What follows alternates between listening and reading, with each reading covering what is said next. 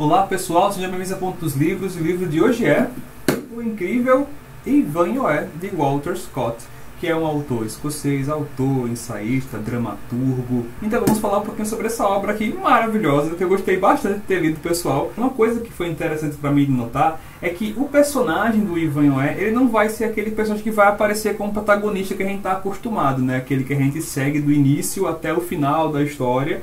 Não, ele vai aparecer em pontos específicos, tendo uma participação realmente importante. Mas o real protagonista aqui dessa história, e é por isso que esse livro aqui ele foi tão exaltado na sua época, para vocês terem uma ideia, o Walter Scott era só Walter Scott. Depois que ele escreve esse livro e publica, ele torna-se Sir Walter Scott. A rainha dá o título de Sir para ele, justamente porque o protagonista dessa história não é o Ivanhoé. É o contexto político, social e religioso da época que está sendo retratada essa obra aqui. Ela é considerada o primeiro romance histórico da humanidade. O Walter Scott é considerado o criador desse estilo. Apesar de terem tido outros autores que fizeram uma coisa ou outra aqui, esse livro aqui do Walter Scott foi o que realmente consolidou aquele estilo e começou a ser difundido. Então, por isso que esse livro é tão importante também. O autor vai publicar esse livro aqui em 1819, mas ele vai falar de uma época de 1194, quando ainda estava no governo, lá na Inglaterra, tá certo? Do Ricardo Coração de Leão. O Ricardo Coração de Leão, ele estava voltando de uma das cruzadas, que foi a terceira cruzada dele, só que essa não foi bem sucedida. E no final, quando ele estava voltando, ele acabou sofrendo ali um naufrágio no meio da volta para casa, e ele também foi feito refém por um duque, que agora eu acho que é o Duque Duncan. E depois de ter sido pago o resgate dele, ele ainda foi preso por um outro rei. Então assim, Ricardo Coração do Leão não estava com sorte nessa terceira cruzada dele. O que acontece é que nesse período de afastamento do Ricardo da Inglaterra, o irmão dele, que era o rei João, começou ali a tentar usurpar o trono de alguma forma, começou a tentar movimentar ali os interesses dele para tomar o lugar do irmão. E tinha um medo danado, inclusive, que o irmão voltasse, descobrisse aquelas tramóias ali e tomasse o lugar dele de volta. Aqui, dentro do contexto da história, tá certo, pessoal? Porque o que acontece é que o Walter Scott ele vai fazer um distanciamento um tanto quanto grande da história que realmente aconteceu. Infelizmente, o Walter Scott ele não foi preciso nas suas informações históricas. Inclusive, quem estuda essa obra vai dizer que essa obra é muito mais para entreter do que para educar, do que para instruir. Porque essa obra que vai ter várias diferenças. Dentro do contexto histórico normal, essa rixa entre normandos e saxãos, já vou explicar o que estava acontecendo naquela época, já tinha passado. E todo mundo se falava meio que inglês ali. Então, acontece que essa efervescência que vai ser trazida aqui nesse livro, essa rixa, essa briga muito grande, já não existia mais. Mas dentro do contexto aqui do livro, essa rixa ainda existia. Houveram batalhas que acabaram decidindo politicamente qual dos dois, ou dos normandos ou dos saxãos, seria aquele que seria superior politicamente. E aí os normandos passaram a formar ali todas as classes da corte, enquanto os saxãos passaram a formar a classe dos trabalhadores. E os normandos, assim, acabaram, não apenas, pelo menos aqui no livro, né? Eles acabaram ali usando de todo aquele poder que eles tinham para subjugar, para se aproveitar mesmo, né, para colocar ali o seu estado de superioridade, enfim. Isso, é claro, acaba fazendo com que aqueles que eram os saxãos não apenas se ressentissem disso, como também conservaram aquela vontade de se reunir para combater aqueles normandos e tomar aquele poder que eles tinham antigamente, do ponto de vista aqui hierárquico. O Ricardo Coração de Leão, ele era um excelente representante desses valores aqui da Inglaterra, dos valores dos saxãos também. Então os saxãos tinham a esperança do Ricardo Coração de Leão, porque se por acaso ele voltasse, já que ele era um representante daqueles valores, talvez ele reunisse aquela galera ali que são saxãos para conseguir arregimentar essas forças para derrotar os normandos. E o rei João, que era o irmão aqui do Ricardo Coração do Leão, ao invés de ele conservar aqueles valores ingleses dos saxãos, ele fazia o contrário. Porque o rei João aqui, ele justamente apoiava os normandos e utilizava aquela ascensão que os normandos tinham em vista dos seus próprios interesses pessoais, entendeu? E se por acaso o irmão dele voltasse, aquilo não continuaria daquele jeito. Por isso ele tem tanto receio da volta do irmão. Então, pessoal, é nesse pé de coisas que a gente vai começar a acompanhar os personagens aqui na obra, tá certo? Essas rixas entre normandos, saxãos e tudo mais. E essa obra aqui, pessoal, é bem interessante. Em cada uma das introduções dos capítulos que tem aqui nessa obra, sempre vai ter um excerto, um trechinho, uma citação de alguma obra clássica. Então aqui vai ter Homero, vai ter Shakespeare, e aqueles dizeres sempre remetem a alguma coisa que vai acontecer naquele capítulo. É claro que isso é um romance de cavalaria também, então a gente vai ter toda aquela inspiração nas novelas de cavalaria, onde tem aqueles guerreiros que são bravos e corajosos, tem aquela dama sensível, bela e pura que precisa ser resgatada. Todas essas características elas vão estar aqui no livro. Mas assim, tá muito bem colocado aqui no livro, entendeu? É muito bem feito, é muito bem escrito, é muito bem encaixado. E outra característica que tem aqui no livro, pessoal, justamente por conta desse ser esse romance histórico, é que ele vai trazer várias descrições, não apenas da roupa dos personagens, mas também de como os locais eram construídos e decorados. Ele vai construindo toda uma atmosfera com detalhes, assim, muito ricos. Ele realmente vai fazer você viajar no tempo, vamos dizer assim. Mas vamos lá, pessoal, quem é que era o Ivan-Ioé, né? Do que se trata exatamente essa história aqui, né? Como é que ele era, como é que ele se comportava, como é que vai acontecer aqui no livro. Vamos lá. Pessoal, o que vai acontecer? Lá naquela época, dentro desse contexto que eu já falei pra vocês, a obra aqui se inicia, pessoal, com o Gert e o Wamba, que eles são dois empregados da casa de um saxão chamado Cedric, e já começa com a conversa deles dois aqui, criticando ali o estado de coisas que estava, falando sobre a queda dos saxãos, como os normandos são malvados e tudo mais.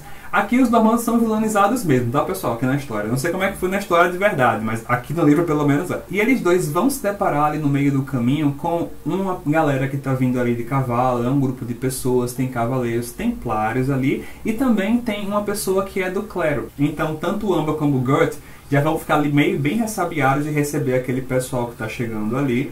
E quando eles são realmente abordados, eles querem chegar justamente na casa do senhor deles dois. E eles vão desconversar, e sabem que aquela galera ali é sinal talvez de confusão para o seu mestre, porque o mestre deles já é um saxão que é reconhecido por ser um cara que exalta os valores culturais dos saxãos. E eles vão ali dar um direcionamento errado para aquela galera, para eles não chegarem lá naquela casa, mas logo ali na frente tem uma encruzilhada e tem um carinha parado ali que vai acabar conduzindo eles para a casa certa. E quando eles chegam lá na casa, eles ficam surpresos por verem que aquele pessoal tá lá, né? E o Cedric vai receber eles com muita polidez, com muita educação, mas sabe daquele jeito, né? Tô recebendo vocês aqui apenas por uma questão social, não queria vocês aqui, mas bom.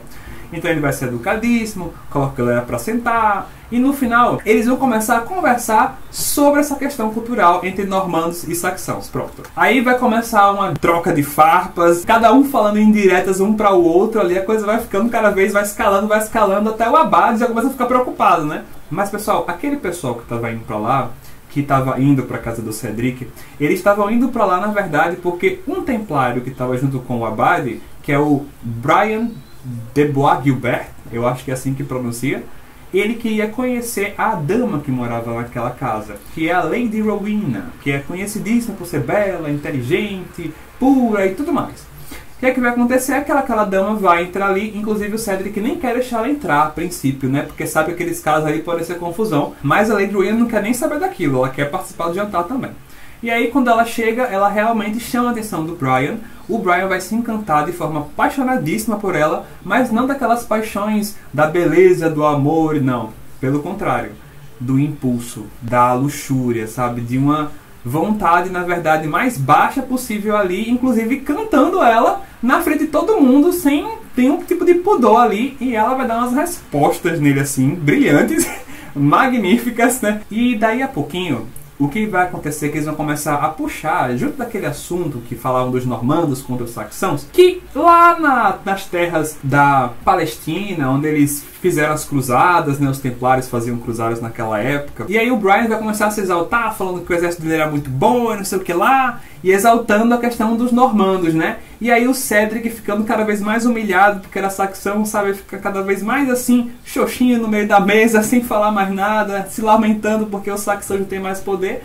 E aí o Amba, que é o bobo da corte do Cedric, vai puxar um assunto e falar assim, ó, eu fiquei ouvindo sim nessas questões dessas cruzadas aí, sobre que teve uma justa, era como se fosse pessoal mas cheio de regras, aonde os cavaleiros vão medir as suas forças. E aí tem toda uma questão de aparelhamento, tem que seguir um determinado rito, enfim, toda uma organização. E aí, numa dessas aí, o Amba vai falar que aquele cara ali que era o normando, aquele mesmo Brian que estava exaltando ali os normandos, tinha perdido feio para um cavaleiro que tinha um nome bem interessante, né? Que era um tal de Wilfred de Ivan-Ioé. E aí o Brian fica pé da vida, chateadíssimo, ele fica muito pé, porque ele tava ali sendo vaidoso, né, falando que ele era o cara, e aí alguém vem e fala que não, pelo contrário. E aí o Cedric fica até assim mais consolado, porque o Wilfred não era um saxão. O que é que vai acontecer é que o Brian vai admitir que realmente ele foi vencido numa justa por alguém chamado ali Wilfred Van Yoe, e depois vai ficar pianinho. As coisas vão começando a escalar, ficando mais quentes, e aí o próprio Abade vai puxar os amigos, e dizer, não, a gente vai dormir agora, muito obrigado pela janta, não sei o que lá,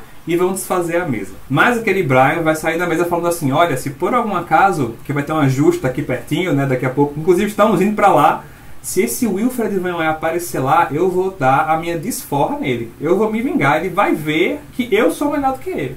E todo mundo vai dormir, todo mundo vai para suas camas lá.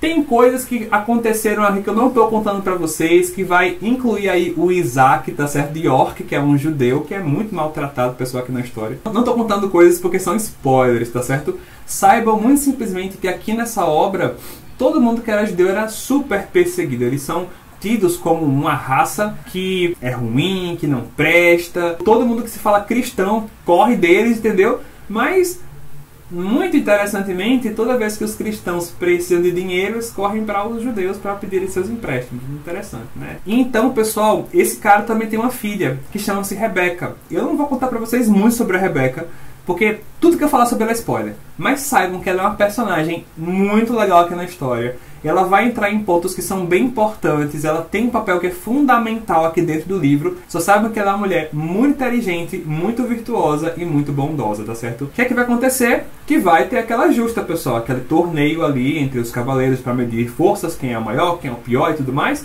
E quem vai estar ali vai ser o Brian de Bois Guilbert e mais dois amigos dele que são templários também. Que são o Front-de-Bœuf e também o Debracy. O Debracy ele não é templário, tá certo, pessoal? Mas ele é um cavaleiro também. E o que vai acontecer, pessoal, é que eles vão começar a lutar ali, né? Inclusive tem uma questão interessante que você desafia um cavaleiro pegando a ponta da lança e tocando no escudo do outro. O Brian de Bois Guilbert tá arrasando todo mundo ali. Ele é tido como o cavaleiro mais temível, todo mundo tem medo dele, sabe que ele vai ser provavelmente o vencedor. E aí o Cedric tá lá assistindo com a sua filha, Lady Rowena, já tá se entristecendo porque, mais uma vez ali, né, os normandos estão ganhando dos saxãos.